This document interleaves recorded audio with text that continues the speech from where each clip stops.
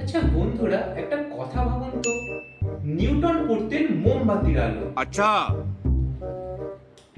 আর Shakespeare পড়তেন মশালের আলোয়,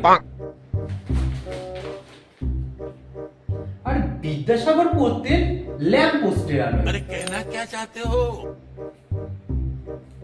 তাহলে আমার সাদা মনে একটাই প্রশ্ন, ওনারা দিনের বেলাতে কি করতেন? হ্যাঁ, যদি রাতের বেলায় ল্যাম্প পোস্ট, মোমবাতি, মশাল, ওনারা দিনের বেলায় কি করতেন? মানে এটা একটু ভাববার বিষয় নয় কি? ভেবে দেখবেন কিন্তু বন্ধুরা, জানতে পারলে অবশ্যই জানাবেন। এলাম।